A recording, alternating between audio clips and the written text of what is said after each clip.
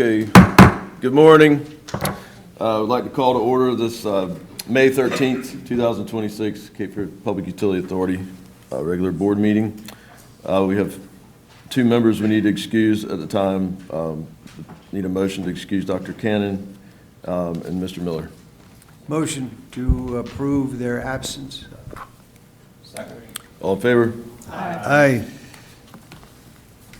Next, we need a motion to adopt the agenda for today's meeting. Second. All in favor? Aye. Next, approval of our minutes from our last meeting. I'll take a motion to approve our April 8th meeting. Move as presented. Mr. Chair? Yes, Mr. If I Southern. could make a small correction.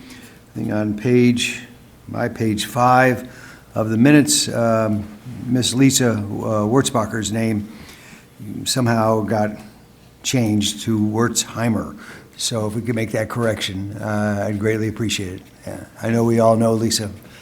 Let's get her name right, that's all. Yes, sir, thank you. We have a motion to take a second.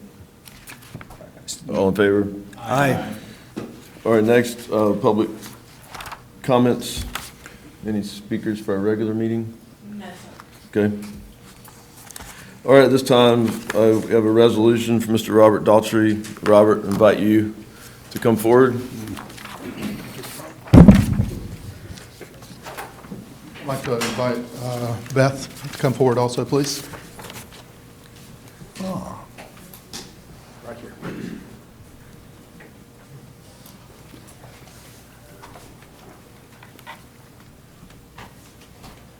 Thank you.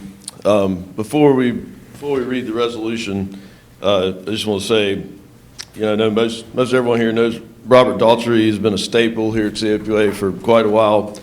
And I'd just like to say the thing that stands out to me after working together for some time is you're just a good man. Your integrity, your character, your ability to listen, communicate, lead your crew, lead your team, and just working together with no matter who that is here in your capacity has been impressively consistent over your tenure, and you have set the standard. It's been a pleasure to work with you for over 20 years in the field, and now here at CFPUA, we all appreciate what you've done. So, thank you. Now we'll read the resolution recognizing Robert P. Daltrey, Sr.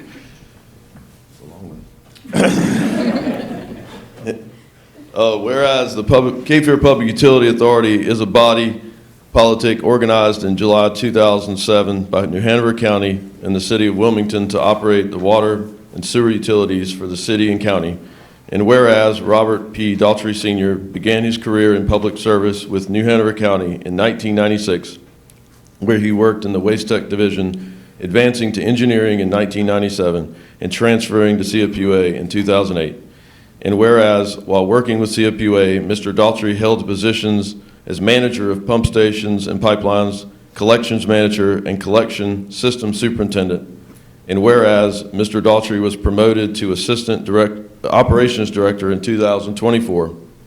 And whereas, Mr. Daltrey is responsible for the work of 91 staff members in the operations division, managing wastewater collections, infrastructure, and pump stations, water distribution and construction, and operations projects.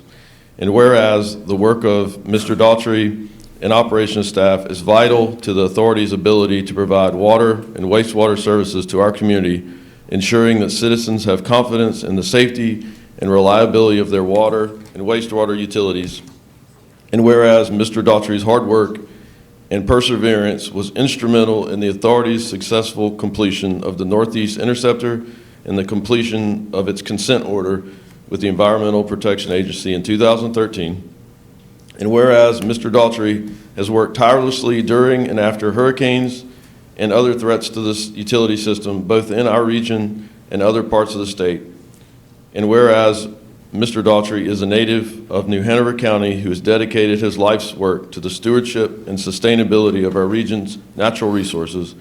And whereas Mr. Daltrey is respected as a man of integrity and principles who has set a high standard of public service for his own family and for the authority employees.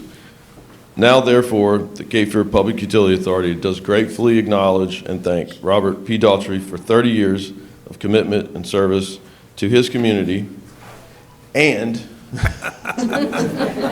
is the best part. The Cape Fear Public Utility Authority does hereby formally dedicate and name the Robert P. Daughtry Senior Operations Center at Groundwater Way in recognition and commemoration of Mr. Daughtry's contributions to our community, the region, and the state of North Carolina. This is adopted and presented this 13th day of May. Thank you, Robert, for everything you've done.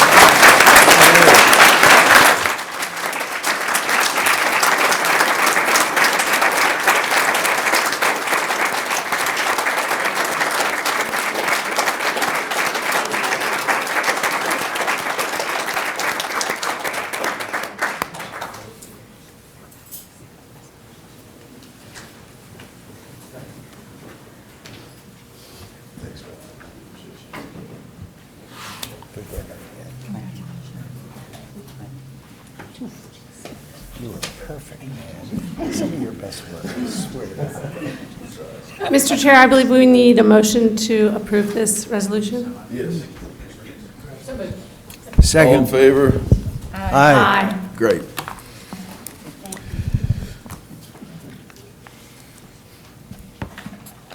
Okay, Mr. Waldrop, I'll turn it over to you for the Southside presentation. Yes, I'll ask Kevin Morris and Craig Wilson to come to the podium. As they do so, I will share with our board and our audience that in light of the very important items that you have on your Finance Committee agenda, we've elected as staff to pull out the presentations and offer those presentations up front so that the public who is here for public comment can hear that information before comment period. We encourage the the questioning of our speakers. We suggest as staff that we try to look for clarity in terms of what information is being provided and defer debate about the merits of the two items until the Finance Committee agenda is taken up. Mr. Chair. Can, if I could say, translation of what you just said is for us to not say anything until after the presentations. It's a natural, Okay, no, it's a it's good. natural thing to want to debate the merits of the topic, and we encourage that. We're just suggesting that it's probably best when it's taken up as an action item in finance. Got it. Rob? Thank you. Yes. Yeah, thank you.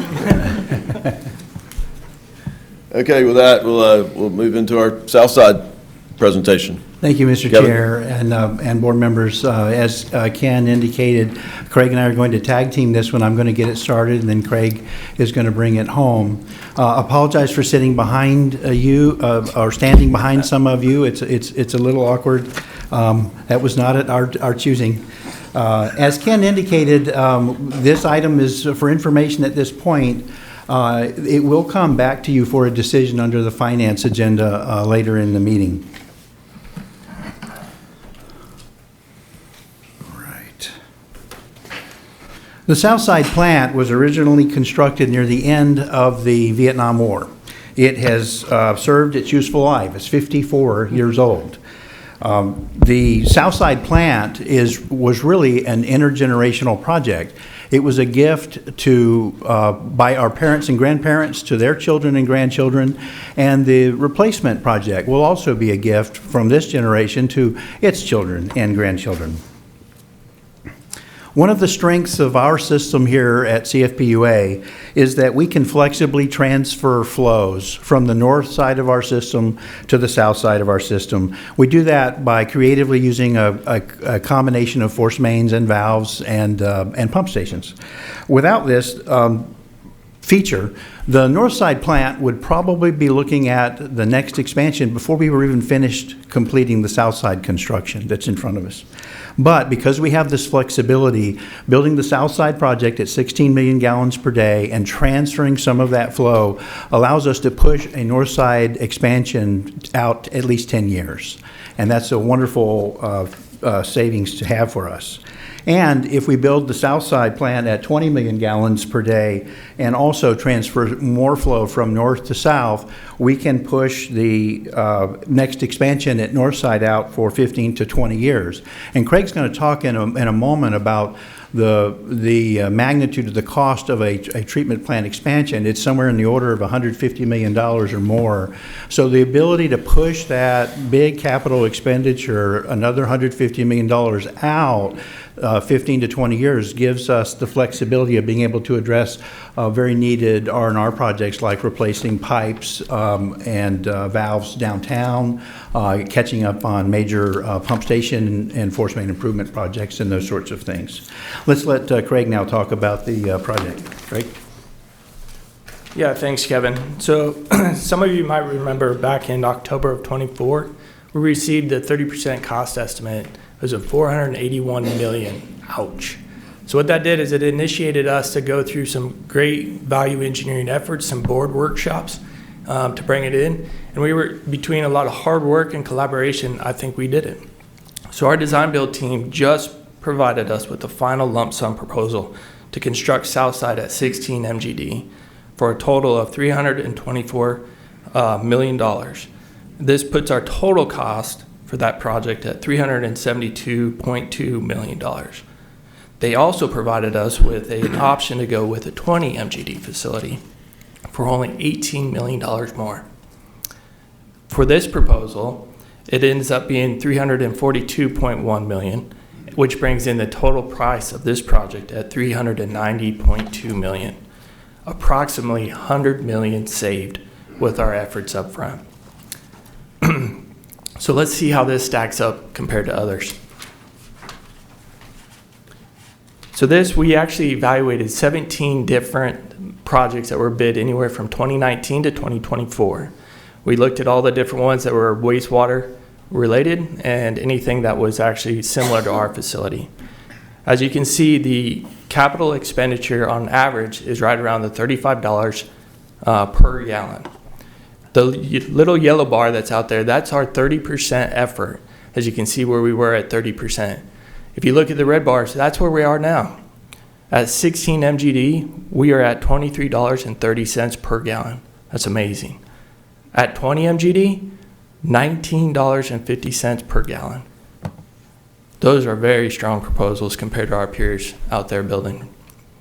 So what does a 20 MGD facility look like compared to 16 MGD? So this is our plant layout, as you can see, that we're getting ready to construct. Everything that is highlighted in yellow, these are all the processes that need to be improved and expanded in order to go from 16 MGD to 20 MGD. Big focus is on our biological nutrient removal basin. You can see that big square right there. We've got to add a whole new basin. That's probably where the majority of the cost is going. It's very beneficial to go with the 20. This slide shows some of the advantages that we are seeing with advancing to a 20 MGD. This same advancement, the 4 MGD, if we push it out 10 years, that cost is going to cost the authority anywhere from $140 million to $170 million just with a 10-year push. That's $120 to $150 million savings if we act on it now. And as I mentioned before, there is actually no action item with this item, but the staff does recommend to approve the lump sum proposal with Crowder Construction to build the 20 MGD treated capacity for a total of $342,149,000 and authorize our executive director to execute. And jump into any questions. So any questions? You will get a chance to act on this or not act on it in finance. All right to say something? Great, thank you. Yes, sir. Thanks so much for that, the presentation. Yeah, I've seen it several times here, and I'm going to bring up a portion of it that I know you know the answer, but I think it deserves to be said out loud for a lot of the people that are here. This month, as we get into the different key indicators, we'll see that the current Southside wastewater treatment plant, now named the WRF Reclamation Facility, is only being stressed at 6 million gallons a day. Yep. So the question comes up, why do we need a 20 million gallon a day facility? And I know that, I just think it's really important that the public understands that it's not just serving the south side of New Hanover County, that we're creating a huge looping system that's going to benefit the entire county, and that's why we need that extra capacity. Absolutely. So there's two things that's kind of stacked up on us right now. We're in a really, really low drought, which with a lot of that infiltration and I will get into our pipes, and that kind of, it can increase our flows. But the other one that is we got to understand that the north side is actually growing at an exponential rate. So the last frontier up in that area, they're going to get ready to build a whole bunch of houses. All that flow is coming down to south side. If you look at north side, right here at this dip, if we continue at this rate that we're going to see here in about 5 or 6 years, we're going to have to start the design on the expanding north side and then getting into construction right after we're building south side. So we are going to divert 2.5, 3 million gallons to south side. So that I think we're on our average annual right now is at 6.5 MGD. That'll bump us up to anywhere from 9.5 and to maybe 10.5. So that's going to push us up right there outside of our 12 MGD requirement. So at a minimum, we need to go to a 16 MGD. With the ability to actually divert a little bit more, which Kevin was showing on this slide, maybe another million or two, we can start evaluating our basins and seeing what else can we pull down to the south, because now we have a brand new plant that can actually take on flow. So for little capital expenditures, we'll start thinking outside the box to be able to shift flow there, and you'll see that plant get equalized out and used long term. Exactly what I wanted to hear. Yeah, Thanks, sir. Craig. I really appreciate it. Absolutely. Thank you.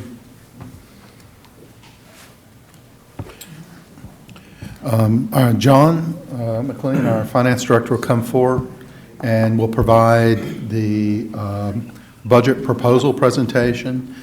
Same logic here. We want to fully inform the board and the public about the proposal and the finance committee's modification of that proposal.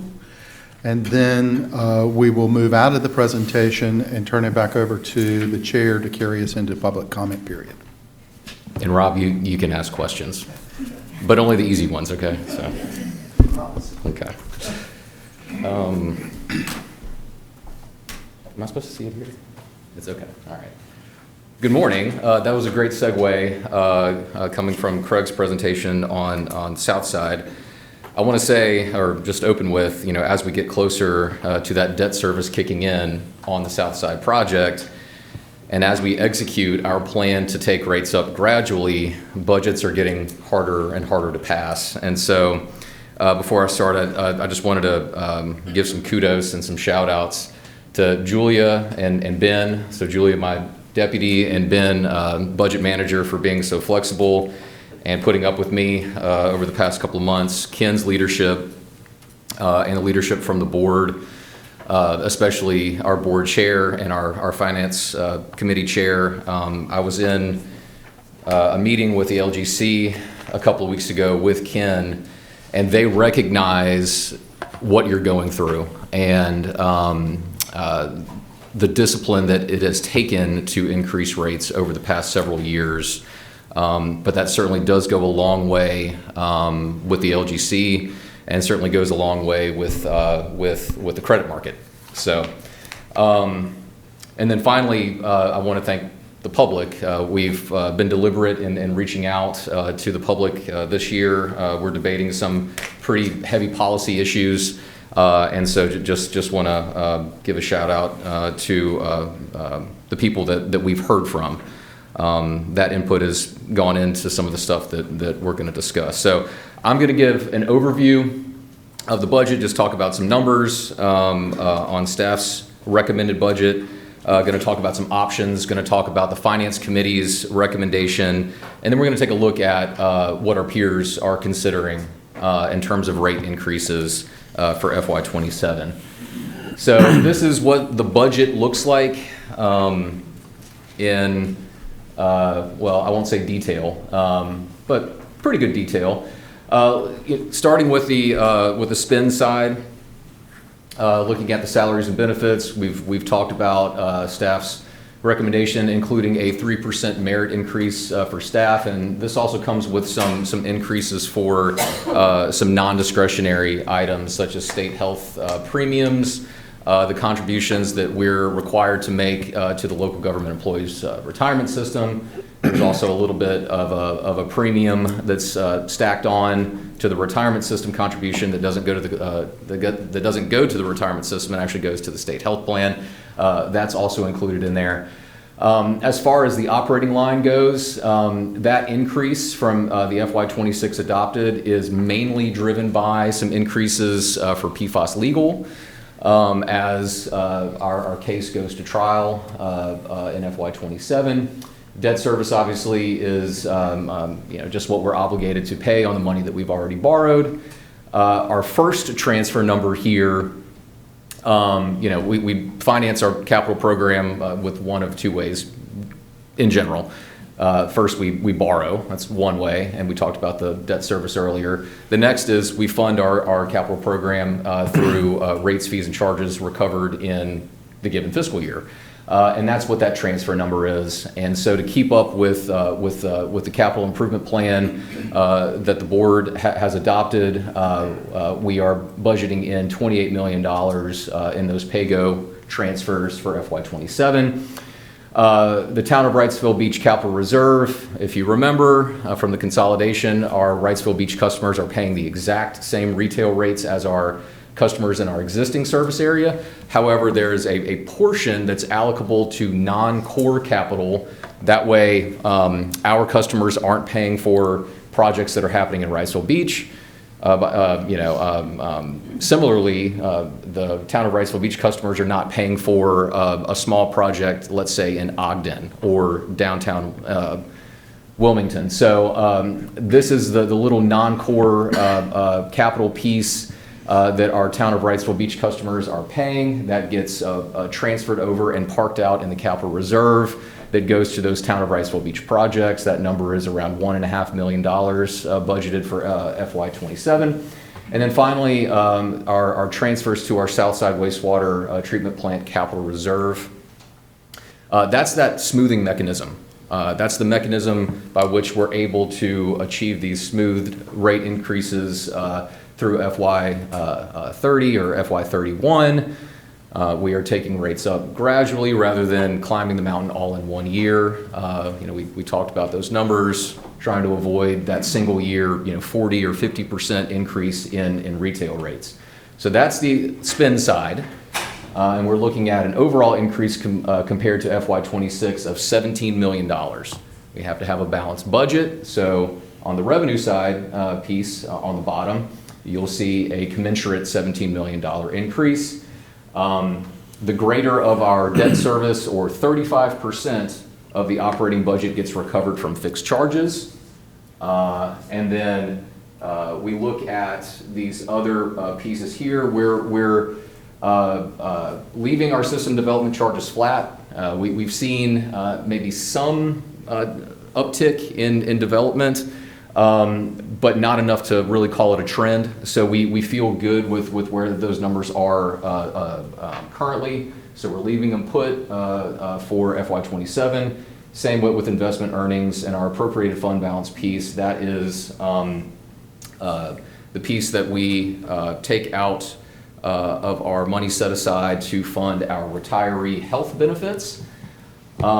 This 740 right here is driven by some changes that we made for our other fees and charges. We have full cost recovery for our development services fees, as well as we have a full year of our printed bill fee, whereas last fiscal year we only had a half a year. We made that change effective January 1st. Given the increase in the fixed charges and our increases in our other revenues right here, That remaining delta to achieve the $17 million increase has to be made up through the volumetric rate. So that's kind of how the mechanics of all that works. Any questions before I move on?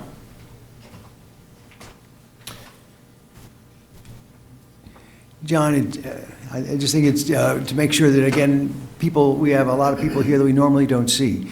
When we hear terms that we recognize and have gone over multiple times, it'd be helpful if you could explain what a capital improvement plan covers.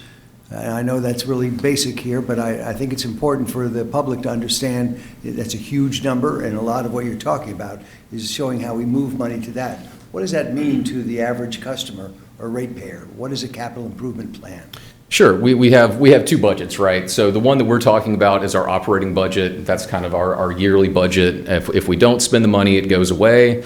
Our capital budget, right, is what we invest in our system to expand, to improve, to rehab, right? So we've invested about $1 billion. Well, we've inherited, I guess, and we've invested, so inherited from the city and the county, and we've invested since 2008 around $1 billion. I put about around $1 billion in the ground. That infrastructure is aging. And so we have to spend a lot of money to keep up with that, right? Basically to keep the roof over our head, keep the water going through the pipes. So there's another budget that's a project-based budget that gets adopted, and that's our capital improvement plan. We look out and we adopt a 10-year plan. The actual budget that gets adopted is only kind of 1 year out because things can change over time. But there's an interrelationship between the operating budget and the capital budget. We finance our capital with debt or pay-go, and that kind of manifests in this operating budget. As you can see, the debt service and the transfer components here, those are either one is the principal and interest on the money that we've borrowed to finance that program, or it's the money that we are collecting this year that will be spun off to fund those improvements. If I might, for the public, if they'll look at our agenda item, we have an agenda item called Quarterly CIP Report, third quarter. We have 120 active projects that total $789,920,000 underway right now. John, what is our book value for the infrastructure that's on the books now, approximately? It's about $1 billion. Right, so we're almost adding another $1 billion in terms of projects right now. And that's what's driving this secondary budget, sir. Thank you. Okay. So at a high level, what's kind of incorporated into this budget, right? So we talked about eliminating the sewer cap, and that's all about aligning the pricing for irrigation usage between customers that irrigate off of a separate irrigation meter and customers that irrigate off of their domestic meter, right? Right now, there's a little bit of a disconnect there, and eliminating this sewer cap would align that pricing. This budget also includes adopting usage-based meter scaling factors all in 1 year. And that's really all about how we allocate our debt service among our customers based on how much demand they are putting on the system. We think that allocating based on actual usage patterns is a more appropriate way than the methodology that's kind of assumed in the AWWA factors that we've traditionally used. And that also benefits around 98% of our customers while shifting costs from that 98% to 2% of our customers. Looking at full cost recovery on our development services fees. What the budget does not include, there was some discussion around this, is the delegated authority. So this budget does not include any provision for CFPUA taking on permitting in-house. Okay, so We discussed a couple of options. So as I mentioned on the usage-based factors, while moving to the usage-based factors benefits 98% of customers, we also recognize that the effects to the additional costs that would be placed on the 2% of customers with large meters. We were proactive in reaching out. We sent some letters out. I know Ken has been going around and meeting with different customer groups and different customers individually. And we've put together a couple of options, and these were discussed in finance. So talking about phasing in going from the AWWA factors to the usage-based factors over time, rather than all in 1 year. So the current budget proposal that we just looked at, right, assumes no smoothing, so all in 1 year. And that comes with a 5.75% increase to the average residential combined bill per month. If we were to smooth that and transition over 2 years, that takes that rate increase to 6.15%. And then if we smooth it over 3 years, that takes that rate increase to 6.6. So remember where we started before looking at implementing these usage-based factors. We were somewhere around 7.5%. And then a combination of sewer cap elimination, cost recovery from the development fees, moving to these usage-based factors, that's what got us to that 5.75. So by smoothing, we're kind of moving back in the other direction. Okay, so that's the implications of that. We also got some feedback and through a budget note from our Finance Committee chair, wanting to take a second look at the salary and benefit increases that were included in the budget. As I mentioned, the recommended budget includes a 3% merit-based increase with no cost of living adjustment. The budget note proposes a 1.2% merit with a 2.8% cost of living adjustment.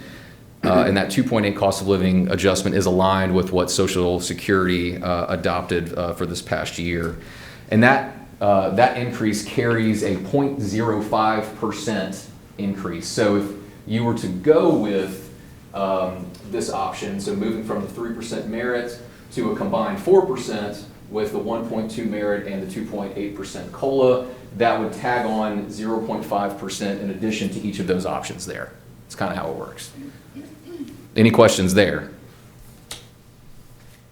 Not a question, but just a comment. I think the 3% merit, 0% COLA is kind of misleading because if we've said there's no employees that get 0%. So I think it's safer to say it was a 3% budget, not 0% COLA, because everybody gets something. And that makes it appear that some people might get 0. I just don't want it portrayed that way. That's exactly right, and I can't remember what the minimum was, but it's somewhere I think around 2, maybe 2.6 or 2.8 is on the low end, and then 3.3 or 3.4 on the high end. So kind of imagine a bell curve, right, of increases per employee that's centered on 3%. But is a better way to describe it. As staff, we did acknowledge in the response to the budget note that there would be staff who would get less than the 2.8% COLA that Social Security was offering. Thus, the driver for the budget note. Mm-hmm.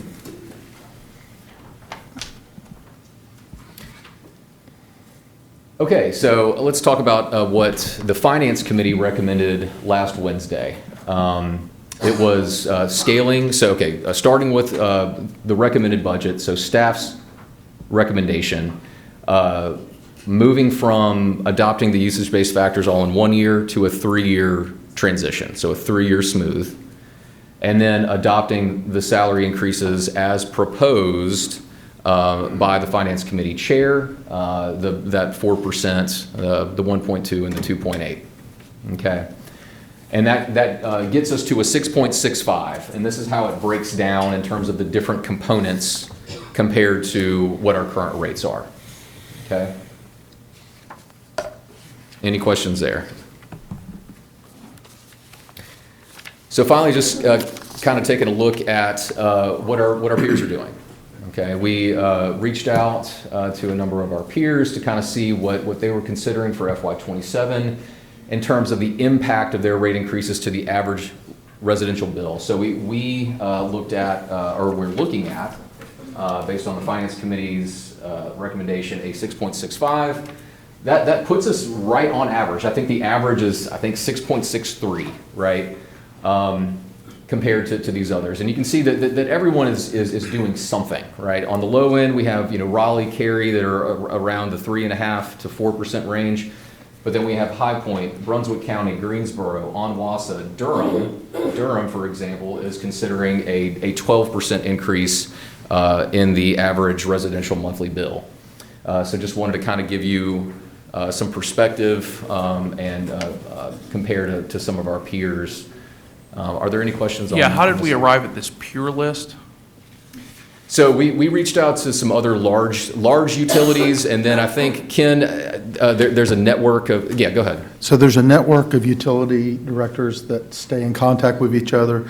We try to identify two types of peers: utilities that serve more than 100,000 people, and utilities that are also authorities.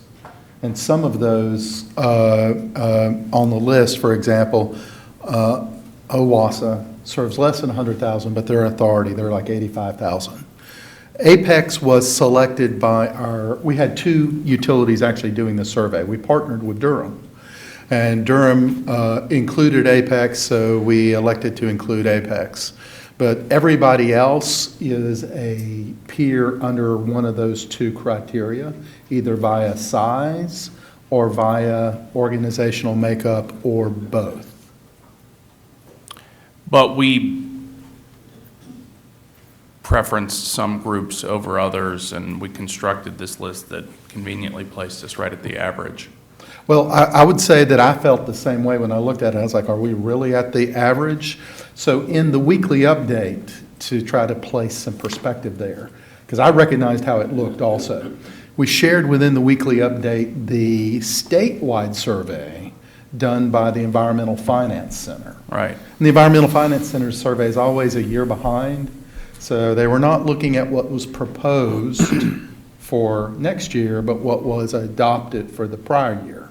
And that data, which is in your weekly update, shared that the averages were double digit, and the medians were 7.3 and 8.2, if I remember correctly. The messaging that we're giving is not necessarily that any rate increase is appropriate. The last person that wants to do a rate increase at this table is me. But if we are required to address the expenditure problems that the entire industry is having, I wanted you to know that it's not just a CFPUA challenge. It is an industry-wide challenge, and our peers are addressing it this year at various levels. That's the true messaging. So another way to construct this graph could be in comparing statewide averages, our increase as proposed slightly trends below last year's averages? That is true, sir. Okay. That's just a valuable data point to include as well. Yes, sir. Thank you. And that's all I have for now, so. If I might, before our chair takes us into public hearing, I would note that we promised the 856 large meter customers, those are customers that have meters from 1 inch to 8 inches in size. 10. 2 all the way to 10. 2 to 10, thank you, apologies, thank you. 2 to 10. That we would ensure that if they sent written comments, that they were placed before you. So before you, you have the written comments that we received. And some of the written comments are aligned with folks who will be speaking with you today. The other thing that we have in front of you for use when you take this budget up for this conversation is this spreadsheet. The spreadsheet is not a public document because it uses specific names, but one of your peers asked that we particularly show the direct economic impact of the options that are in front of you, and then we can talk more about that spreadsheet in the budget debate. One thing I did want to point out was the scaling factors. What drove all of this is we received communication from apartment dwellers that they were paying anywhere from 1/3 to 2/3 of what a single-family residential customer was paying. And when we look at, say, an apartment complex that's 90% full with 100 units, if they're served by a 8-inch meter, if they're served by a 3-inch meter, their multiplication factor was going to be 15. So they're only paying 15 basis units, so to speak, or base units for 100 apartment complex units. What our actual data suggests is they should be paying at least 30.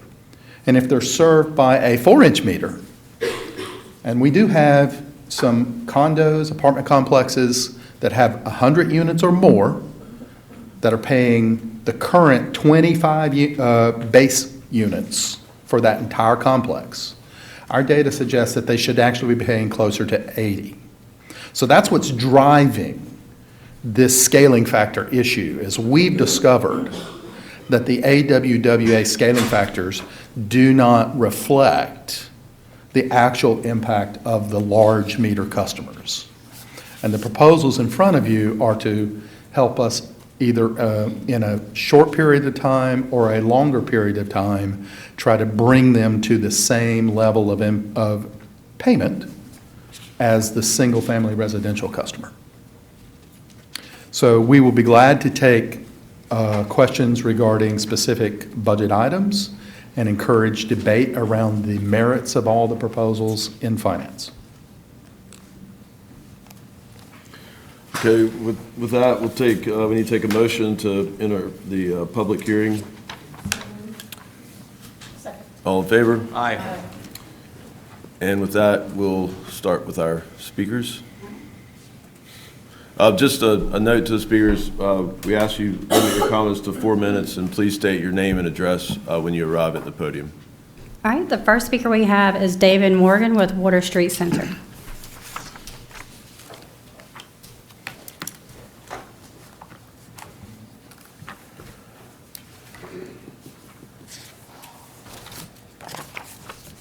Good morning. Wanted to thank you for giving us the time to kind of speak out on that. I think the purpose, again, I represent Water Street Center, which is a homeowner association that is at 106 North Water Street between the Ballast and the courthouse. We're an old building, was built in 2000. We're not a new multifamily unit. And you probably know where we might be. We're in that particular area in downtown Wilmington. We have 108 units. It's a mixed-use type of building, both commercial and residential, as well as fixed-income type people retired. Obviously, we've been around for 26 years. The building was built into there. We received a letter estimating what our water bill would look like. And the overall increase would go from it would go up 77.64%, not the 6.65 for a residential unit. Now, I dispute the issue of whether we should be the same as single-family homes. We don't water grass. We don't use those type of things. So our big concern is the increase and how that would affect our community. Again, we have people that live there full-time. We have people that rent it out as an Airbnb. There's a lot of diversity in our particular group. So again, I want to acknowledge the infrastructure work that you all have to do, the PFAS remediation and treatment, and some of the long-term investments, but we're wanting to make sure that we can pay a reasonable amount, and we're okay with an increase over time. So one of the concerns is that the smoothing factor of 3% seems to be too low. If we could smooth over a longer period of time, that'd be one thing. The other part is the methodology. We think it is bad optics And as a former board member of the RDU Authority, that's where I used to be a board member for 8 years. I can understand that the board represents the public. And your job is to obviously represent people like myself or people like that in our community and provide the insight to staff as far as, you know, what is important there. So again, I would look at the methodology, I would look at the optics of it, and the potential harm that might do to the authority itself. Again, one of the things we were looking at was things like the size or the square footage of the pipe itself and how many units there. Our treasurer sat and met with John, went through some of the numbers and the math. I thought that was really good. John is our treasurer. He's a recovering CPA, as he calls himself. And he did a really nice job, and he was just saying, you know, if we look at the square footage of the pipe and keeping the pressure for 108 units versus one pipe for one residential unit or what single-family home, we thought there may be a better equitable solution. And so, I mean, I know this has been thought about, and I know there's a lot of thought that has gone into it, and I know you have challenges, again, particularly where's the money coming from? When I was with RDU, we were going to spend $2.4 billion in a new runway, and that started, and so it's still a question, where are we going to get the money? So I understand that completely. While we understand the need for infrastructure and increases the magnitude, it's difficult for condominium communities to absorb it into a single budget cycle. I mean, if we're going to go up 77%, I'm kind of glad it's not going to do it in 1 year, but I do think that if that kind of increase seems really excessive. So that's my only thought there. Again, if there's a way to change methodology or phase the implementation, review the master meter algorithm. Those are types of things. So again, you know, I kind of learned from my former bosses is don't just come in and complain, try to offer a solution. And then I'm trying to offer some ideas which you guys can talk it over and decide how that might work out. So in closing, we support responsible infrastructure investment and long-term water quality initiatives. We just simply ask for the implementation to be more transparent, equitable, and predictable for the residents and communities that ultimately bear this cost. Thank you. Thank you.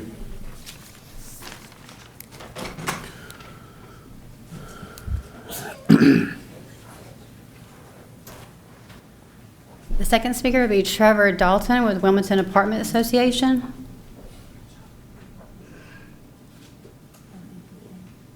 I don't think Mr. Dalton came. All right, so the next one would be Ashley Sutton with New Hanover. You can call him Chris.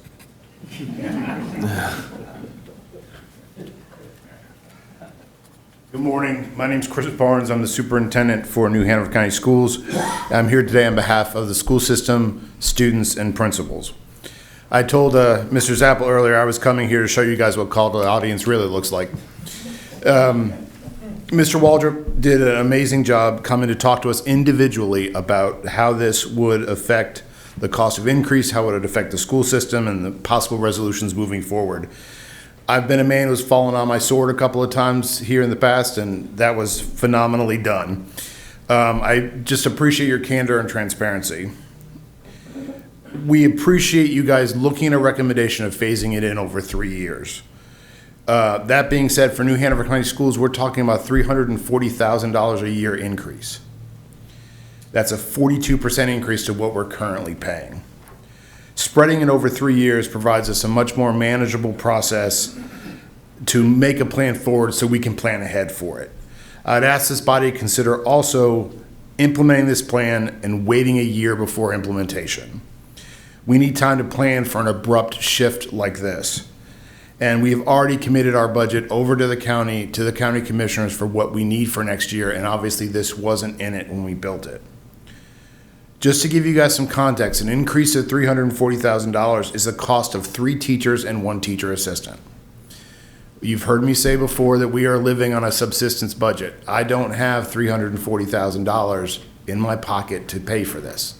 I would have to reduce services directly to children to pay for this.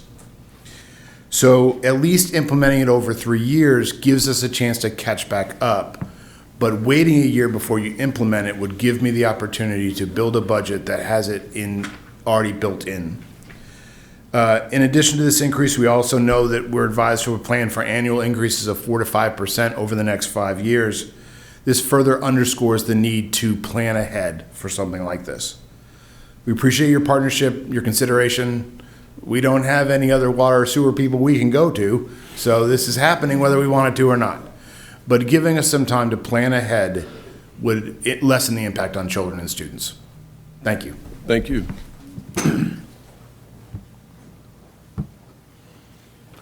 No more speakers. That's all speakers? You may want to call and see if there's any from the audience. Okay, is there anyone else that would like to speak? Good. So we can yeah, so with that, we'll take a motion to close the public hearing. All in favor? And with that, we were going to move ahead with the consent agenda, and then we'll take up our further discussion on the budget under finance. So with that, we have 3 items on the consent agenda before you. We'll take any comments, questions, or a motion. Move the consent agenda. Second. All in favor? Aye. All right, moving on to new business. Administrative reports. Nicolette, attorney's report. No report. Okay. Mr. Waldrop, executive director's report. Yes, before you, you have our standard report format with our quarterly CIP update. Staff stands ready to provide answers to any questions regarding your standard reports. Mr. Chair, Yes, Mr. Staple. I have a couple of questions on the key indicators, just to get more information. If it's appropriate, I'll go ahead. Yes, sir. Yeah, thank you. On my page 51, under Development Services, there's a note there about the number of permits that need to go to us for no action. I'll ask this question. I know it's a larger conversation that we may want to take up in one of our committees. Why are we sending or receiving the permit applications for everything only to deal with not quite a handful, but a certain portion of them? Can we not investigate a way so that on the permit application side, which comes to the county first, if we indicate that a permit does not involve water, that it doesn't come to us, and so it takes up manpower time just to go through and make a decision that we don't need to look at it. Seems to me that there's a more efficient way to do this. This problem has come up multiple times in the past. And I, for one, would be willing to pick it up in either long-range planning or finance committee or something, but to put us, I don't want to say a stop, but to find another way so that we don't have so many permits that we look at simply to say, we don't have to look at this. We do have our Chief Engineer for Planning and Strategy here, Gary McSmith. Gary, do you want to take a stab at it, or would you prefer that we move this to long-range planning? We'll take a look at it through the long-range plan. Sir, with your permission, that sounds like something we need to think about, and we will definitely bring you an answer, either in committee or in your weekly update. Thank you. And thank you, Gary. I know we've gone head-to-head on this one before, and let's go at it one more time. Maybe we can actually make a difference this time. Thank you.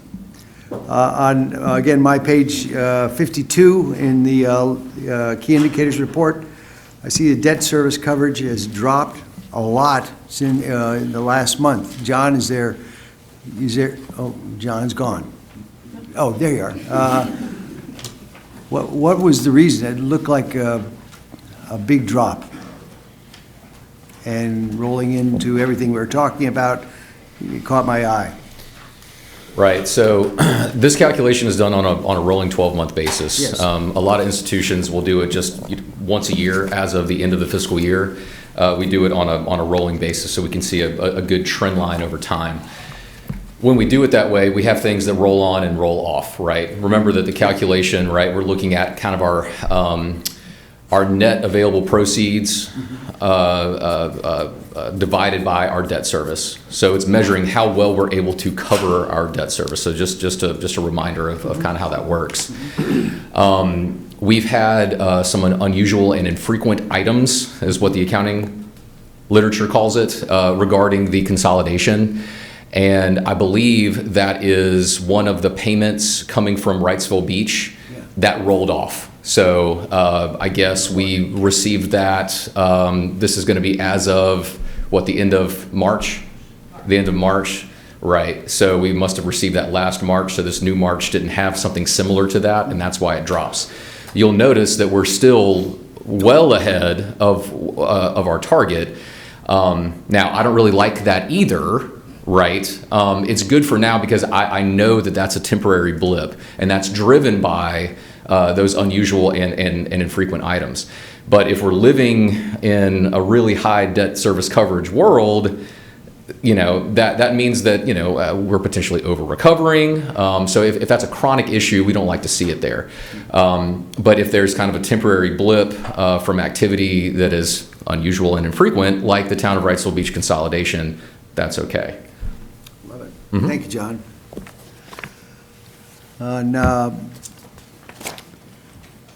My page 59, turnover and vacancy rates. We have a 12-month high in the turnover. Is there something that is either seasonal, or is there any kind of reason behind that? I'd like to invite our HR director forward and see if she has thoughts on that. Sorry, Lori. Yes, thank you for the question. Your answer is actually correct.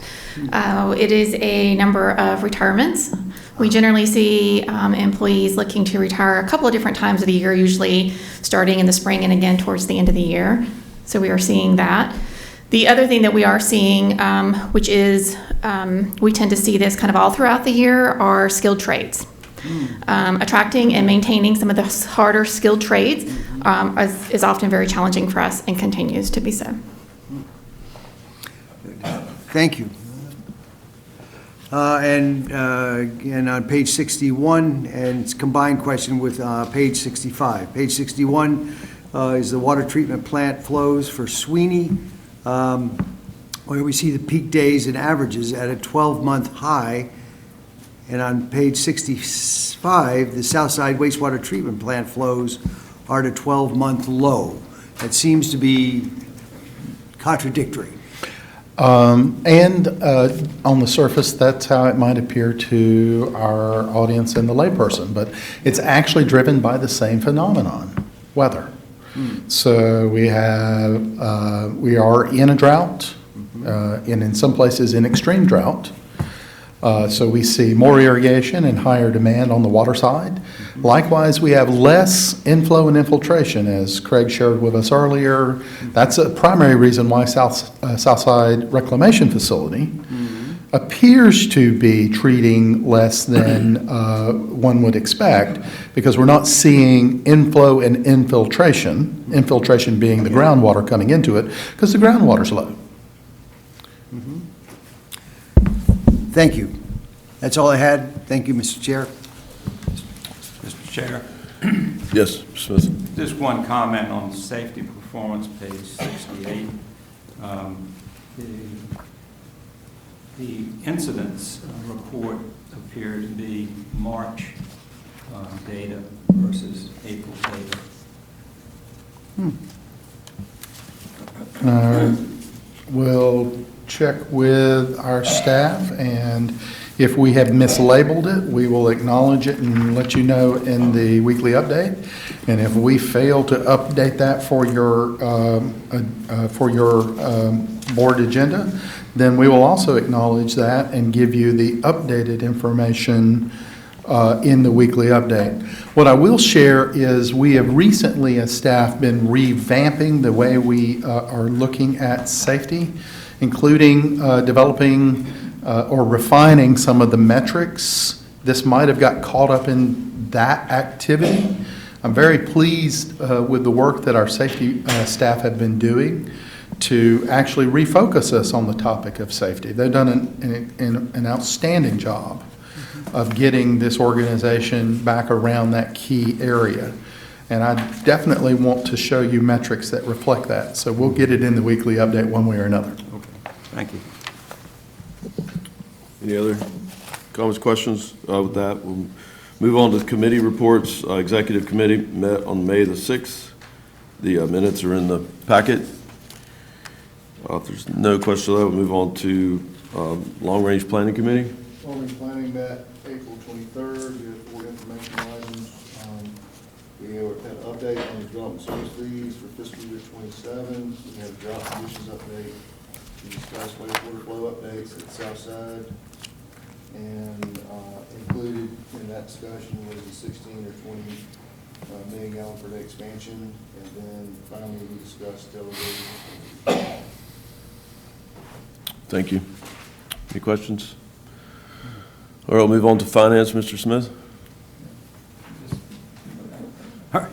Sorry. Okay. Finance Committee minutes are in your packet. First thing under that, if there are no questions on the minutes, I'll call John back up to give us our monthly financial report. I will try to be brief. Just want to kind of show you a snapshot of where we are in terms of our unassigned. That's kind of how we measure our financial position on the budgetary basis. We're at $63.1 million as of the end of March. And just to show you how that kind of trends over time, right? We've seen that tick up. And that's due to some of those one-time items that we've received, some settlement proceeds, those monies from the town of Wrightsville Beach associated with the consolidation. So that's all I wanted to share. If there's questions, I'll be happy to answer. Mr. Chair, may I ask a question? Yes, go ahead, Ms. Hudson. I have a question on operating expenditures on page 9. So as a board member, it's tricky to think about this, given that we're seeing 9 months over 9 months, and we have a rising, we have a rising CPI environment. You know, today we know that it's 3.8% of CPI, the highest in 3 years. We have supply chain disruptions, and obviously rising power costs. So looking at this, and also this picture is a little clouded also because of weather when you're looking 9 months over 9 months, because you know we're in a drought environment. How do we think about our operating expenses, particularly on water treatment and wastewater treatment, in this kind of environment? Like if you were to look at it month over month or quarter over quarter, would we see the same trends or would they be higher? And how does that impact forecasting? So if I might take a stab at that, I've been communicating with individual board members about how we might look into the future with so much uncertainty at the state level, national level, and international level regarding the economy. And we task our internal staff to reach out to our industry's primary sources of economic information and local government's primary sources of economic information. And we were even talking with our rating agencies. There is, and I want to be candid with you, there's a lot of uncertainty around the future and around the cost of doing business for all of us in the future. But there is no clear guidance or forecasting that we have available. And looking backwards, we've only had kind of a month or so to say, all right, are we looking at a trend? So I think for the next couple of months, we'll be hyper-focused on looking for economic experts at the state level to to be providing us guidance. In the interim, I have instructed staff to keep our warehouses full, to start early on our hurricane preparation. So you may recall in hurricane preparation, we stockpile certain things, including fuel. So I instructed staff to move forward on fuel stockpiling early. And I've also asked staff to investigate contract relationships to allow us to maybe have a special relationship with a local fuel supplier to be first in line for fuel supplies if, in the unlikely event, fuel becomes difficult to acquire. So we're working behind the scenes to lay the groundwork for a response.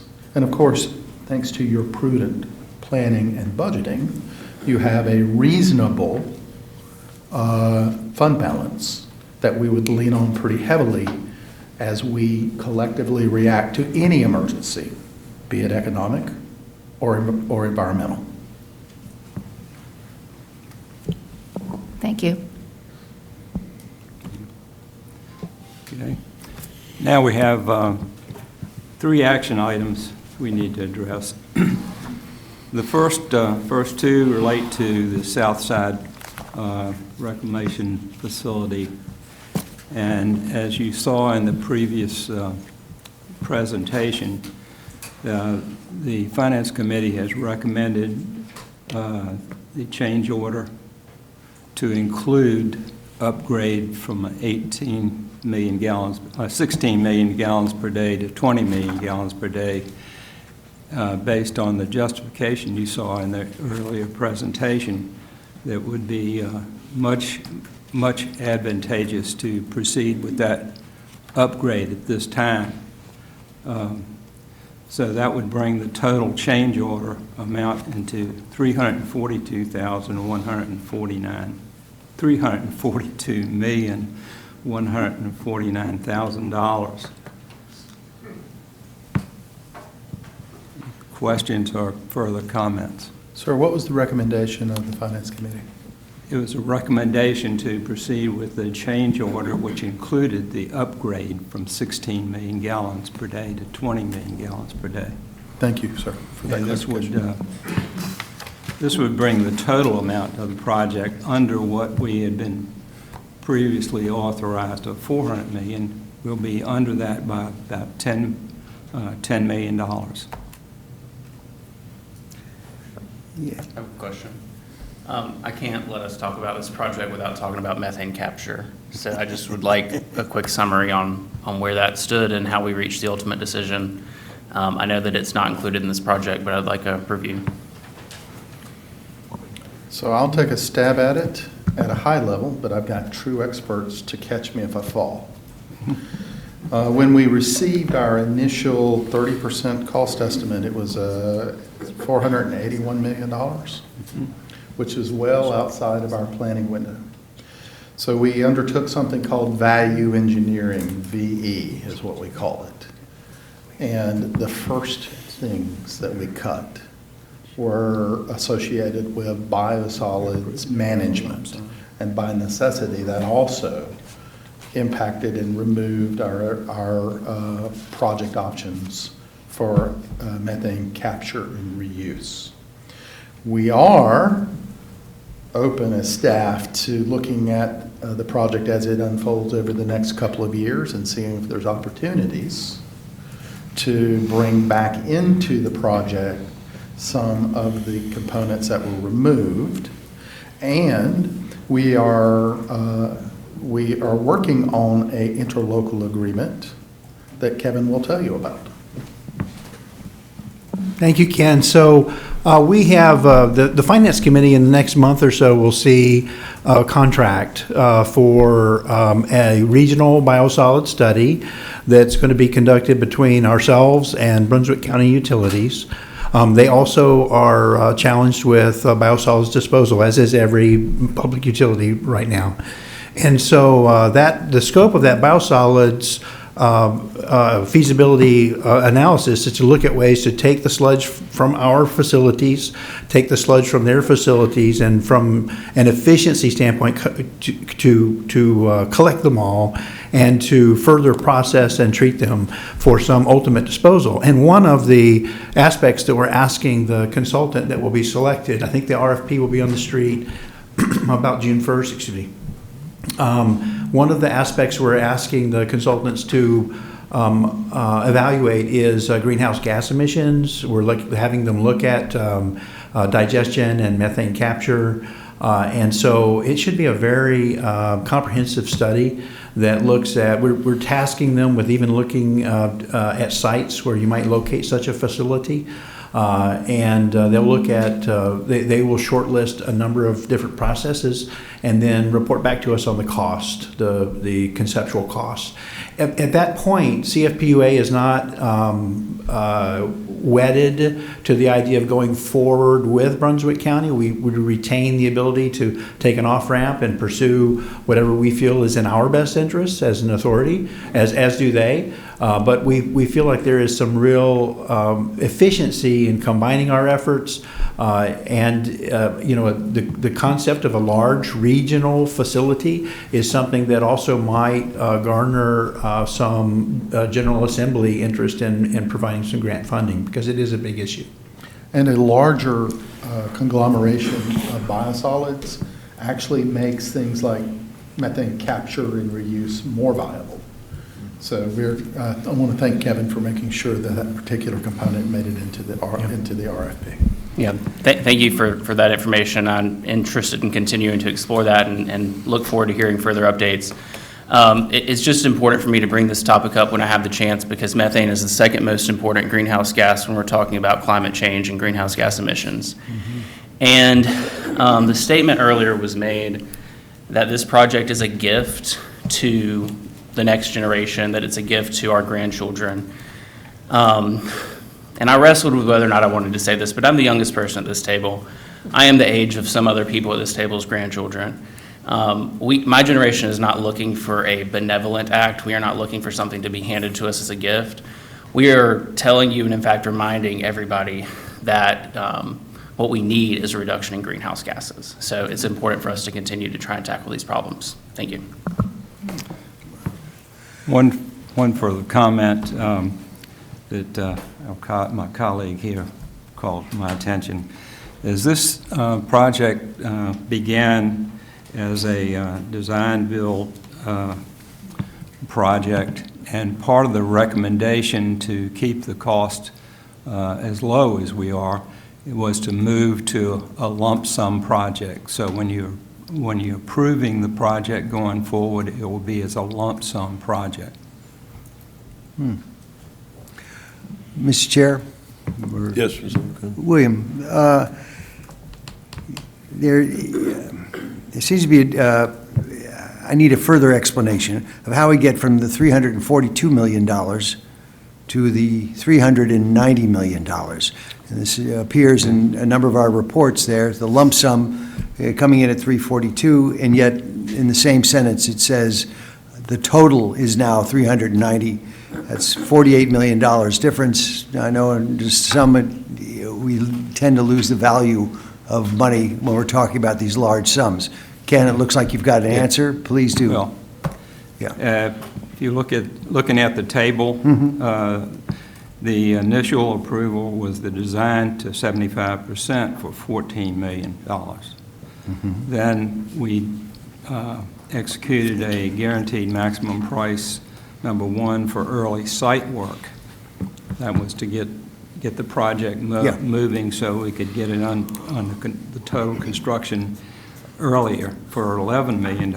And then we ordered all the pipe, all the pipe and a lot of the equipment, again, to save money for those prices continue to escalate. So if you add all those together, $390 million. Thank you. That makes a lot more sense. And Kevin, wherever you are, thank you. Just handed me another sheet with a further breakdown.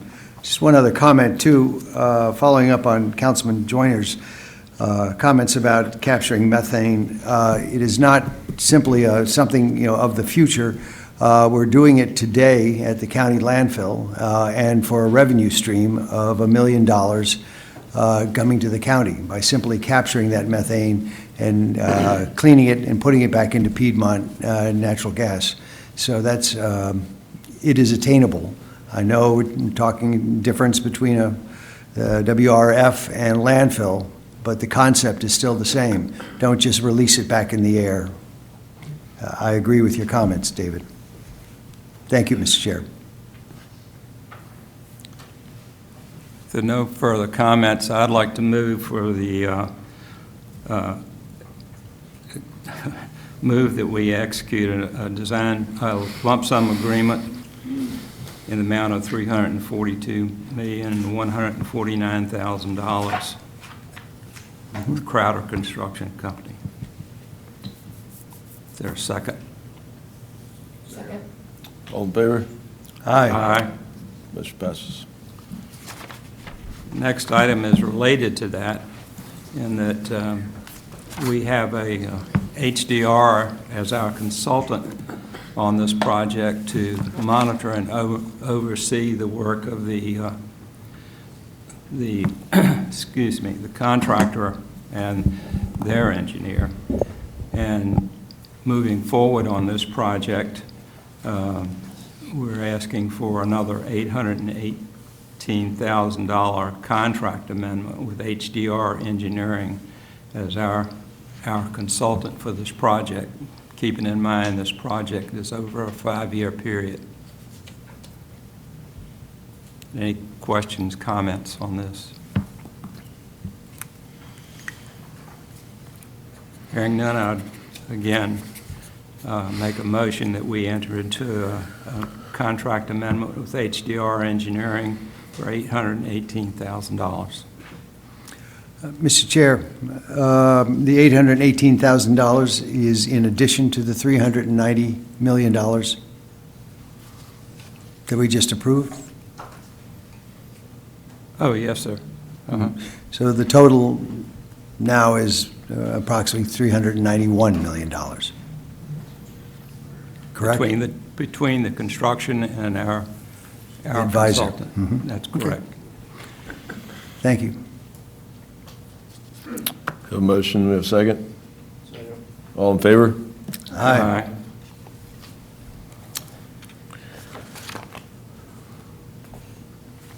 Final item may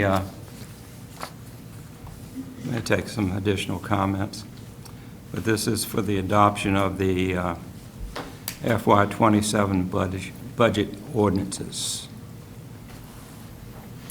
Questions? Yeah, I'd like to, if I may, I'd like to just kind of kick this off. I mean, John's, did a presentation. There's a lot to discuss. It's a big budget, big numbers, big impact. But the two specific things we talked about that are on the table, I just wanted to kind of share my thoughts on it before we get into discussion. The first one, thank John and the staff, hard work putting together another comprehensive budget. I mean, these are hard, and you're trying to hit a needle, and we have a lot of moving parts, it seems, increasingly every year, so thank you for that. The first item is on the table, salaries and benefits, and there was a proposal to go essentially from 4%, from 3%. It was in the initial budget. My personal feeling is I think it's imperative to pay what we can to the employees here. I think it goes a long way in showing our commitment to the employees for now and the future. I know that we do a lot of training. We have a lot of knowledge that goes into all levels of our employees, and there's a lot of people pulling for people like that to do work. So I think retainment and the culture we have of recognizing that, I think is prudent. We stand up here, every 3 meetings and have nationally recognized awards for our staff, and I think it makes sense that they should be rewarded as much as we can. The second item is the large meter users. the board asked, we had some questions on this a few years ago, and the board asked staff to investigate this and come back with with what their recommendation was, and trying to kind of right-size this. The data indicates there was some right-sizing of this customer base based on our rate structure, as John mentioned. But I feel very strongly and somewhat passionately that this needs to be extended. As we noted, we did the 3-year smoothing, but it's really on my mind end of the week. I think we need to go a little bit further than that. This really got figured out in March of this year, and we're in May, and it's a big move. I think that there needs to be a little bit more time, as we've heard today, for additional communication, discussion, and future implementation. I think that these large meter customers need time to prepare for this rate increase. And so I'm proposing that we push that back for now till January 1st of 2027 to allow for that additional discussion and coordination and discussions with these affected ratepayers. And I think that this falls in line with our decision-making and our communication strategy on many topics over the years where we've had significant changes to any ratepayer. And I think beyond that, I just personally, I feel like it's the right thing to do. It continues our longstanding commitment to hold hands with the community and be good partners, while also ensuring that we are charging equitably for our water and sewer services. As we've heard today, many of these users have budgets that are already established or tenants who are unaware of any potential immediate change. And those things take time to communicate. People ask questions. We all know how that goes. I think it takes time for these to be effectively implemented, and looking at ourselves and looking at our ratepayers, I think it puts us in a better position if we can allow for some time. So anyway, those are just my comments leading into the budget discussion. John will open the floor for all the other members to ask questions and talk through the budget. Yes, Mr. Chair. How much does the rate tier change provide in additional revenue for CFPUA under the proposal if it were to go fully implemented this year? Right. So we're not talking about an increase to total revenue. We're talking about recovering the same amount and how it's allocated among customers that use in different amounts. Okay. I wanted to clarify that point. I do want to also clarify that a number of the large volume users are public institutions, and public institutions are generally, they derive their own revenue from the taxpayer. So in some ways there is a shifting from, yes, ratepayers individually to the public at large in the form of taxes. And furthermore, I think that it's important to point out that many budgets are on a July 1 to June 30 basis. So those budgets, as the superintendent has already indicated, have been in discussion for some number of months. And it's, to the chair's point, a little bit of a sudden and major change for some of these public institutions to see this happen here now. And I'm hesitant to press forward in some immediate implementation of this.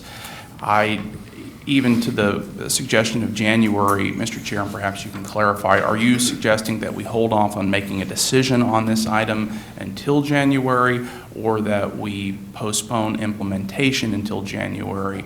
And I'm open to the dialogue, but January still is in the middle of the next fiscal year for many public institutions. So my personal preference would be for there to be some way to forestall this implementation for an entire year to the next fiscal year to allow for some planning for these major institutions, UNCW, City of Wilmington, New Hanover County, the school system, et cetera. And that will give people the opportunity to build into future budgets the recalibration that is contemplated. Yeah, I don't disagree. I think there's some other things kind of pushing back. Ken's been working on it for the last 4 or 5 days. You want to expand on that? So yes, in conversation over the weekend, the chair shared the idea of deferring the scaling factor implementation for 6 months. And we ran the numbers on that. That is we will collect approximately $1.5 million less in revenue during that period. And we would need to implement a budgetary balancing tool. So effectively, we would put 1.5 approximately million less aside for Southside, or less goes into pay-go in this 1 year period. And we will have to make that 1.5 up sometime in the 4-year period after that we're using for this 5-year smoothing period. Balancing this issue, and we have to be careful about what we say in open meeting on this, is the challenges that we have with creating a perception that most of our customers are receiving one set of rates, and a smaller subset, 2%, are getting a different set of rates. We've discovered that through no fault of the customers, through better data, that we are not appropriately allocating costs to the large meter customers.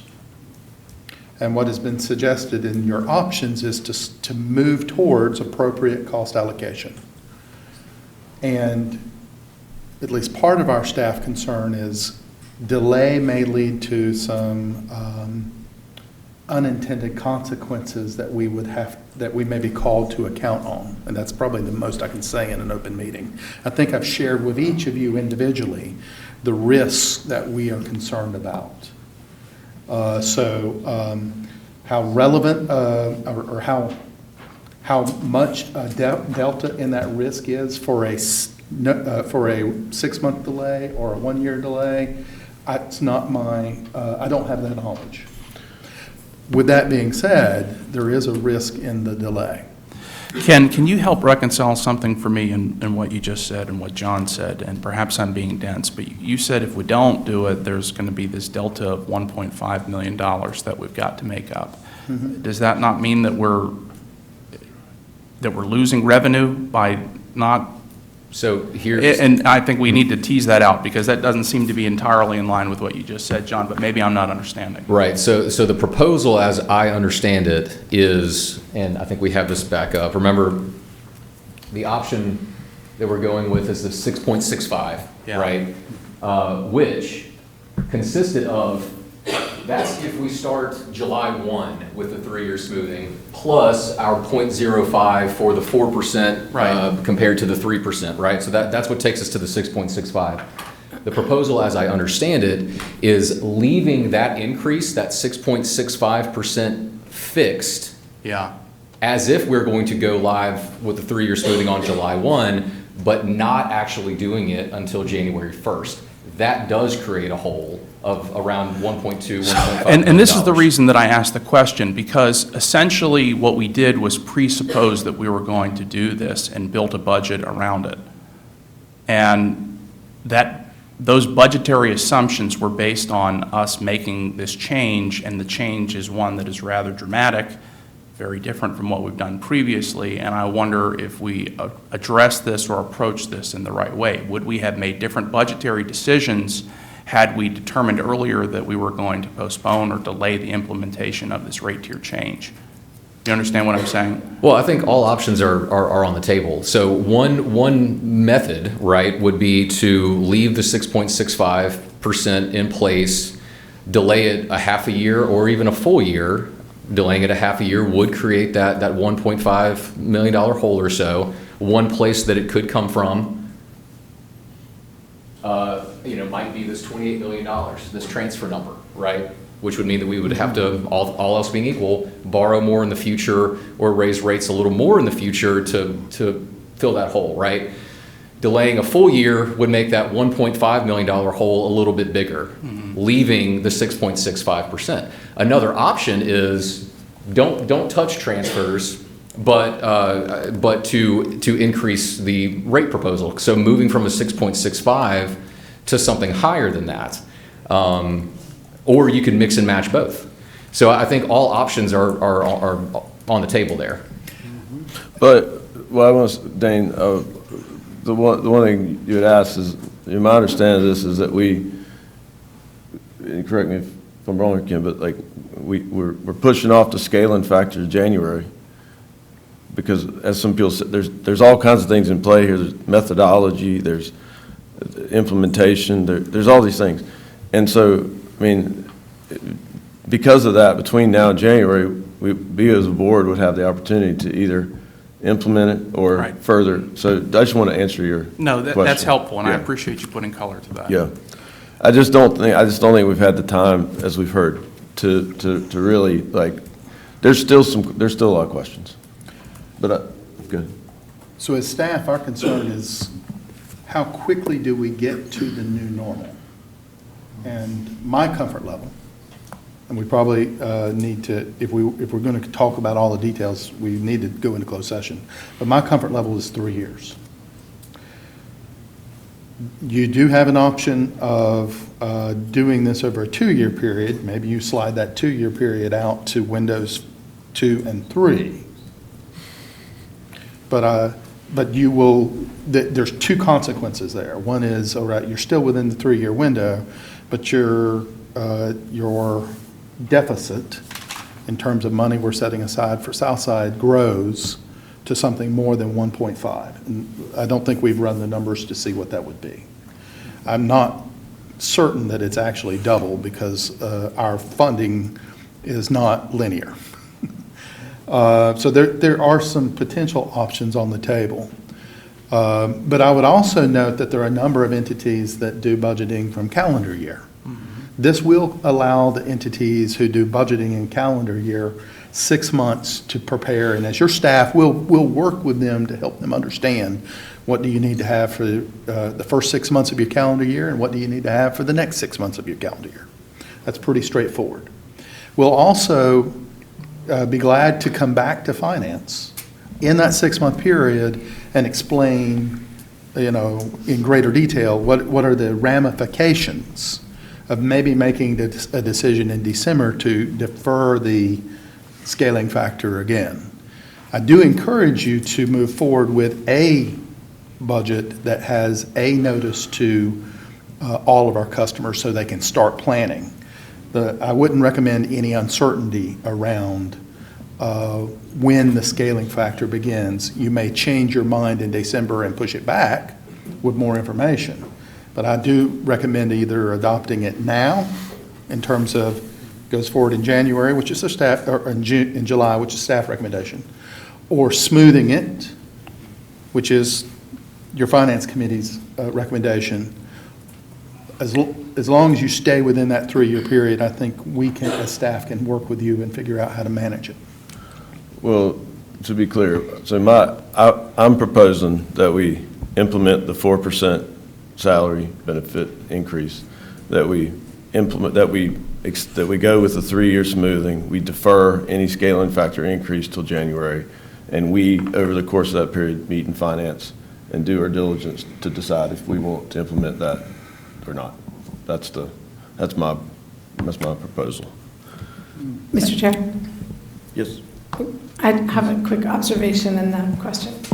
So just to play devil's advocate for 1 minute and give perspective, we essentially, through no fault of their own, have allowed 2% of our customers to be subsidized by our other customers, essentially. So let's keep that in mind, that this has been going on for a while. I think there's a fairness issue, but again, many of the customers are big public entities.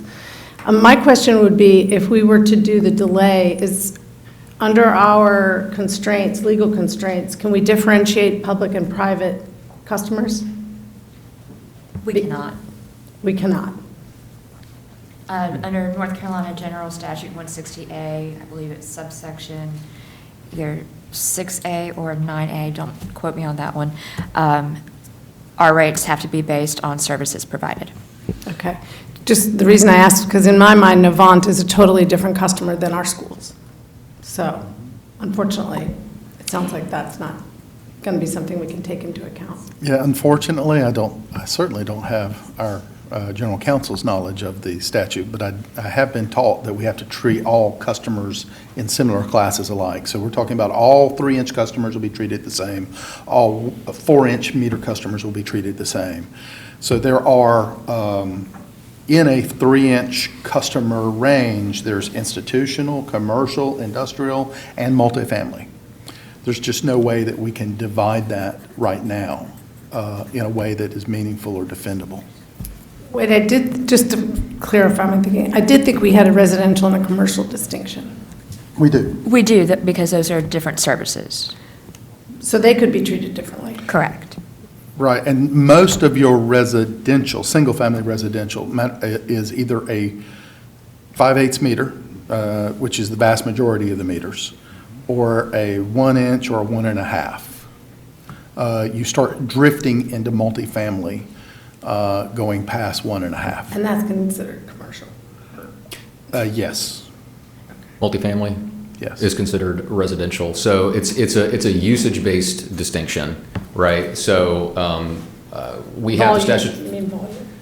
Usage-based or volume? Well, meaning the type of usage. So a car wash is very different than someone taking a shower, right? So we can distinguish between the type of usage. Is this for a commercial purpose, or is this for domestic purposes? Cooking, cleaning, drinking, showering, those types of things. Yeah, sorry to be confusing. You can be both. I'll use one of my prior places where I live, Pier 33. That's obviously a commercial entity, but they're also multifamily, residential. Mr. Chair, in the interest of compromise, I mean, the whole point of having this 3-year discussion was the making it easier on an implementation. And given that we've heard that, well, don't do it in January, do it in, or don't do it now, don't maybe January. Why don't we give it a year, implement it July 1, 2027, but then make it a 2-year period? And then we establish staff's goal of recovering it within 3 years. That's a great idea. But you give everybody a year to get ready for it, knowing that, sorry, it's going to be a little bit worse as too, but it accomplishes the same thing. Yeah. Mr. Chair, this chart that the staff gave us, that of course we have to talk about confidentially, but for example, cut number 5 on our list, 3 versus 2 is a $3,000 a month increase. So there's not, I know that's a lot of money to a lot of people, but it's the difference between 2 and 3, these last 2 columns, is what we're talking about. When you think about what the increase would be phasing over 3 years or 2 years. So if we were to do what Mr. Scalise suggested and delay, and what Ms. Adams is suggesting, delay and then go to the 2, it's helpful to see these 2 columns to understand. It's material, dollars matter, but it's not really enormous numbers. Yeah, I would agree with that. Thank you. And we would have to balance this year's budget by putting less into PAYGO. It will be something more than 1.5, probably something less than 4, I'm guessing. Right. And we'll have to report what that number is back to you, and then we will need to recommend strategies for making that up in years 2, 3, 4, and 5 in some way, so we can stick the landing that we were planning in terms of having the right funding available for the loans that we're looking to go after. But we do have some option. I mean, we do have some thoughts on how we could potentially recover. Right? Yeah, there's really two big options, right? The hole gets created because we're sticking to this 6.65.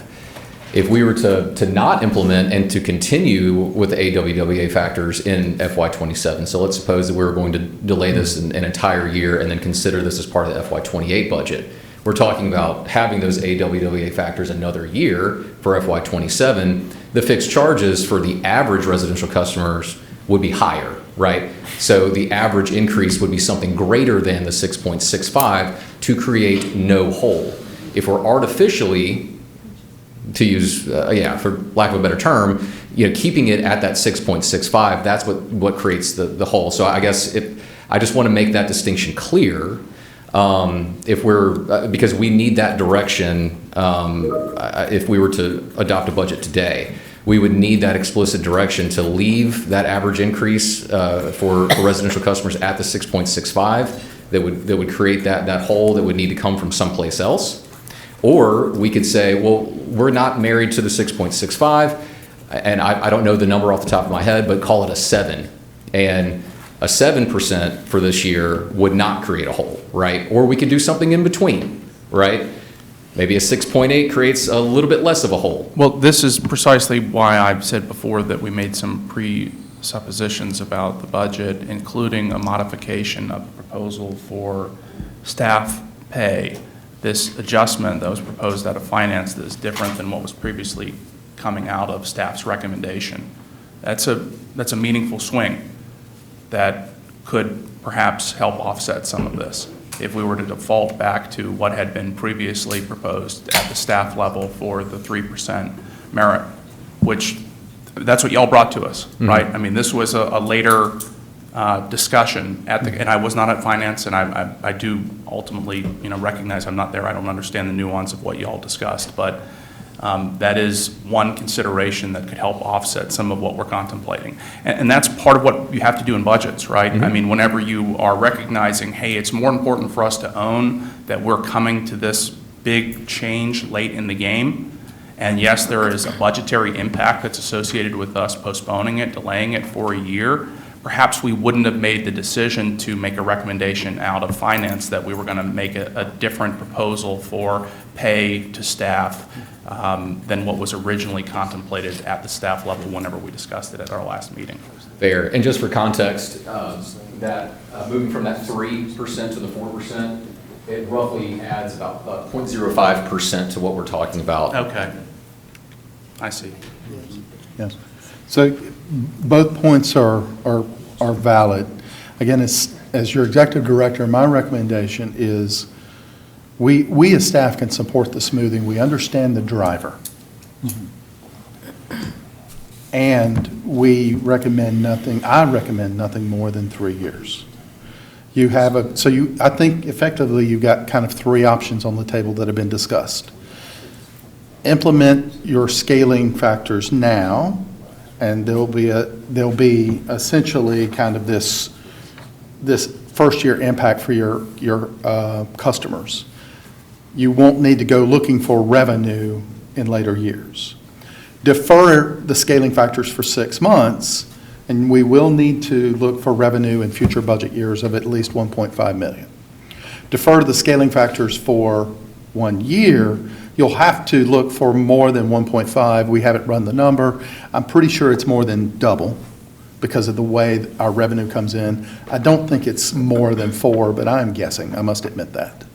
So you'll effectively need to find more than 1.5 if you defer it by a year in years 2 or 3 or 4 or 5 or a combination of those. Those are your 3 options. Assuming that the 6.65 stays where it's at for the average residential customer. Right. So, or you could, if you wanted to, as John points out, you could scale it up. Last year's model, and we didn't run it for this year's model. Last year's model said you needed 7.6 to keep the scaling factors the same and cover last year's budget. We just haven't run this scenario of not implementing the scaling factors at all this year. And we'd have to go run the scenario to tell you exactly how much you'd have to move the rate or how much money you have to come up with next year or the year after. But could we vote on a scenario saying we're going to delay it a year, smooth it over 2, take the delta out of PAYGO to keep the rate at 6.65? At 6.65, which includes the 4%? Yes. Yes, you could. Yes, you could. Yes, you could. I'm going to make that motion. Okay, one last quick question before we do that. From a risk management standpoint, now that we recognize that we've been undercharging Is there any legal exposure for delaying it now that we know we've been doing it? We would need to enter into closed session to discuss. I just wanted to push the meetings longer. Yeah. Mr. Chair, a couple of comments.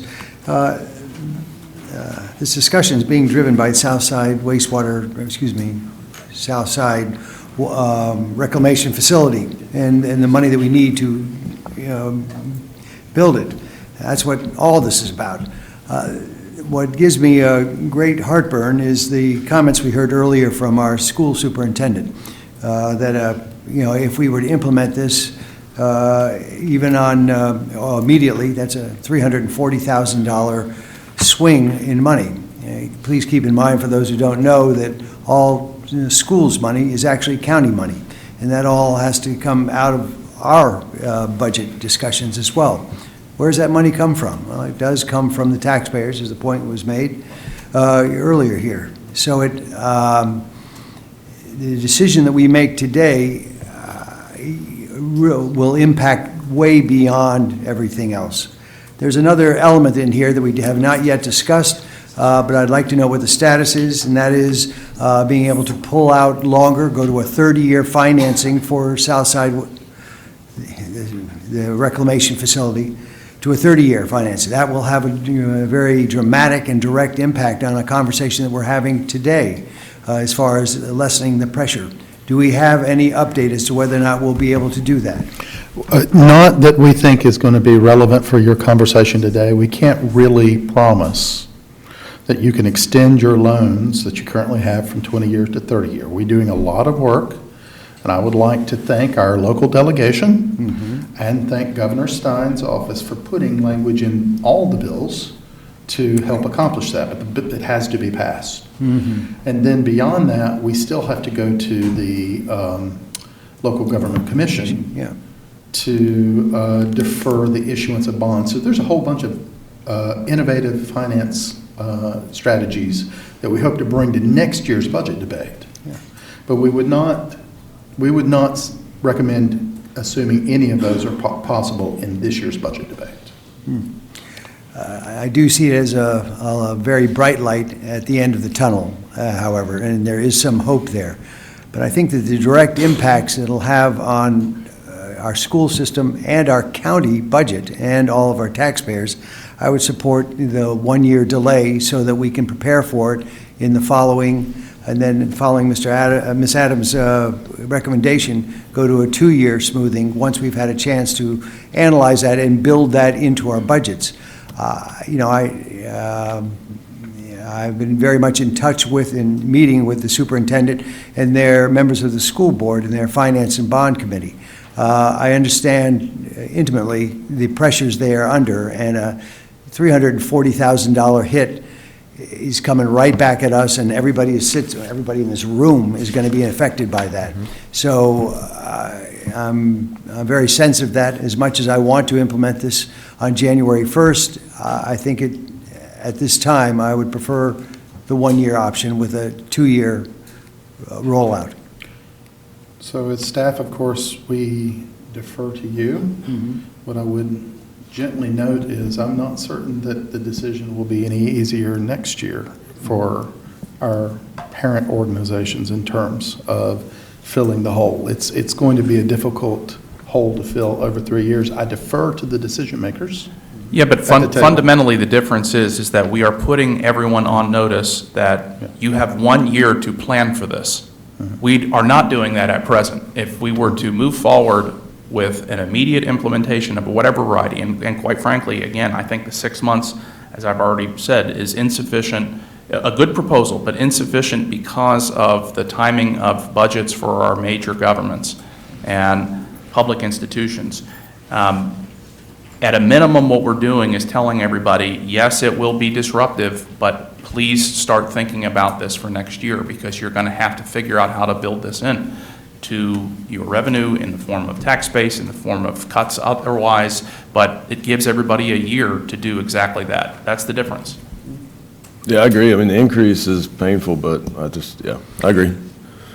Any other? Well, I just want to reemphasize again, because I know that the general public here has not been a part of the conversation about extending from a 20-year period to a 30-year period, which I know is not a guarantee at this point, but it feels like there's a lot of momentum headed in that direction. That'll make a huge difference, and we will have insight into that certainly within the next 6 months or within a year that could help make up the hockey stick formula that we're looking at right now. Mr. Chair, one last comment, since we're talking about the public. I think it's really important to note, and it's in our key indicators report, since finding out about PFAS in our water, we have spent $92 million, this institution, which means our ratepayers have spent $92 million, and that includes, I think, about $12 million in legal fees. We have not been made whole by the polluters. We have been unsuccessful in getting our legislators to help us get whole on those numbers, and we are continuing to wait for the courts. So part of the reason we're in this hole is because of that. And I think it's the elephant in the room, but every year around budget time, I like to remind, and every month we look at our expenditures. Next year will be the 10-year anniversary of this fun ride. So it's something to think about as we move forward. Thank you. Yeah, and actually building off of that, we have multiple lawsuits going on in this community. Here at CFPUA, the county, we intend to be made whole through these pieces of litigation that we are pursuing. And it is, of course, my hope, your hope, that as we go along, some of that remuneration is going to come back our way that will perhaps make some of these conversations that we're talking about today a little easier, because we have had to outlay quite a bit of money that we shouldn't have had to outlay, and 100% we need to see that money coming back. And I'm hopeful that we will, but it's going to take a little bit of time. But as we give it time, I'm confident to see some money come back to our ratepayers. And we're hopeful too, but in budgeting for a given fiscal year, we plan on what we know today. And then we as your staff and on behalf of the ratepayers will work as hard as possible, and we've been working as hard as possible to try to make some of those things come to be. But we can also confirm that we'll find the balancing mechanism within the PAYGO for the proposal on the table. We can make that occur. Ms. Hudson, do you? That's okay, go ahead, Mr. I'd say it looks like we've had a lot of discussion on this. It looks like what we're headed towards is the 1-year deferral and then going with a 2-year smoothing starting in the next budget year. And if nobody has any further discussion, I'd request some help. I made that motion.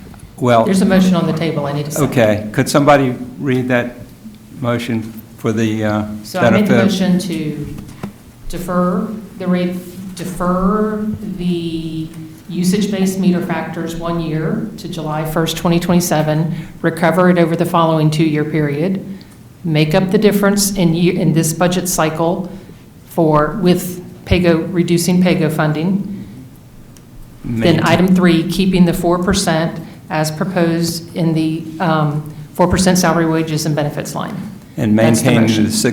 6.65%. And maintaining the 6.65% 6.5% rate increase. Thank you very much. I hope. Somebody needs to second. Second.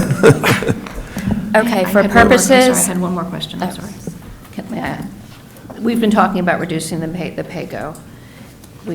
You guys had thought about the reduction of about $1.5 million of it, I guess, over the weekend.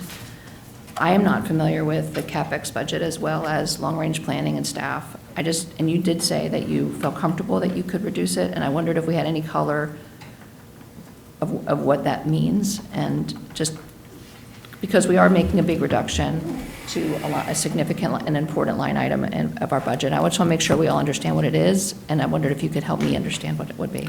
So I can give you my best professional guess, since we haven't run the model, and I won't hold John to it.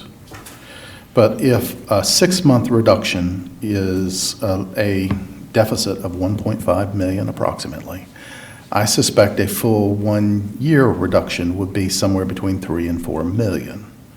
It's not a perfect doubling because our revenue is actually higher in summer months, and it doesn't follow a perfect curve. So we can and will report the number of what that is, but it's certainly less than what we're increasing pay-go by in this year's budget. So we can absorb it, and we'll report what that number is. Thank you. So I have a motion, I have a second. All in favor? Well, before we start, Oh. I have two things. Just first and foremost, I want everyone at the table to understand that we are not able to obligate future boards. So what we do today goes for the next fiscal year and has the ability to be changed for future fiscal years. And for purposes of this vote, I ask for raised hands so we can accurately count everyone's vote. Okay. So a motion, I have a second. All in favor? Aye, and raise your hand. Unanimous. Good. Thanks, everybody, for your comments. I think we arrived at, and thanks for the speakers for coming today. And I think this was a total team, community effort, so appreciate that. Okay, we'll move on. I guess sustainability, no report, no meeting. Any old business or closing comments?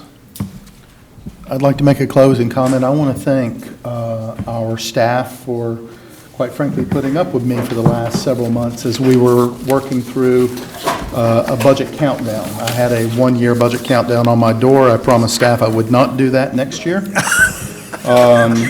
I want to make a special thank you to Julia and Ben for working through multiple iterations of budget numbers, and to John in particular, who not only was managing all of the questions. So when you asked me a question, I wasn't answering it. John was working the numbers and answering it. He deserves all the credit for where we landed, and I think we landed at a good budget. And he did so while wrapping up his second master's degree. So, and getting us prepared for a bond issuance. So Herculean effort on John's side, and I thank him for that. Thank you. All right, thank y'all. Take a motion to adjourn. Thank y'all, appreciate it.